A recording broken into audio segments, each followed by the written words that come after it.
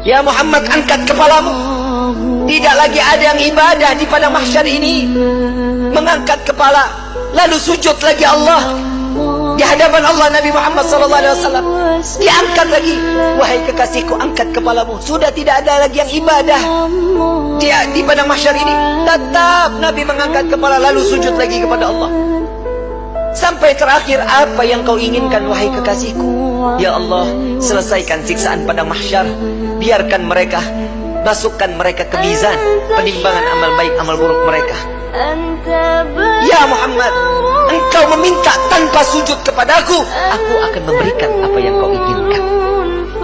Nabi Muhammad SAW tanpa sujud, jika dia meminta kepada Allah, pasti akan dikabulkan. Dengan akhlak baginda Rasul SAW, beliau sujud, tahu beliau adalah seorang hamba yang pantasnya untuk sujud kepada Allah.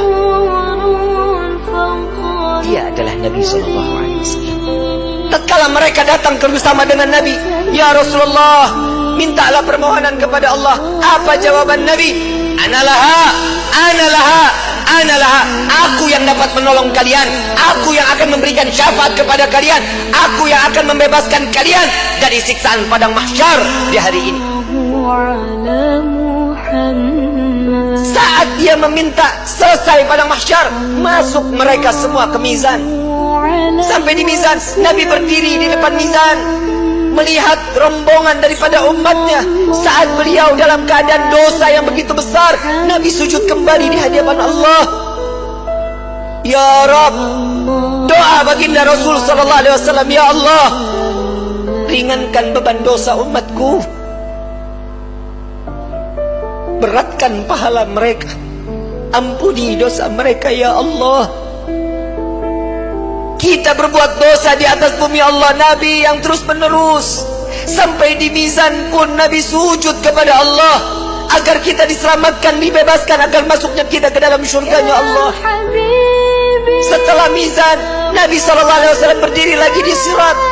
Saat dimana jembatan tersebut, satu helai rambut dibelah menjadi 7, tajamnya luar biasa. Di bawahnya neraka jahanam. Nabi menunggu sampai ada umat yang ingin tergelincir dipegang oleh Nabi, dituntun sampai di ujung daripada jembatan tersebut. Nabi menjaga umat sampai saat di dalam surga kelak, Nabi berdiri di depan pintu surga, tidak masuk ke dalam pintu surga, menunggu satu persatu agar masuk, mereka dimasuk ke dalam surga. Sampai di dalam riwayat Siti Fatimah bertanya, ya Rasulullah, untuk apa kau berdiri di depan pintu surga? Aku menunggu umatku. Jika satu yang tertinggal belum masuk ke dalam surga, maka aku tidak akan pernah masuk ke dalam surganya Allah. Huwa Muhammad, dia adalah Sayyiduna Muhammad.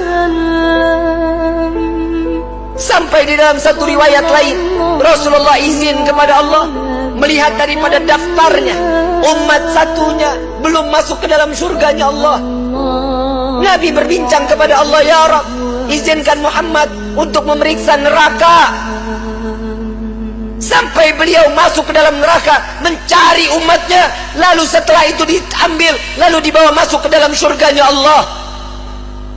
Dia adalah Sayyiduna Muhammad. Dia adalah pemimpin kalian. Dia adalah Nabi kalian. Dia adalah Rasul kalian. Tidakkah kalian malu tatkala kalian berbuat dosa di hadapan Allah? Sampai kapan hidup kita selalu tutup mata di dalam kemaksiatan kepada Allah?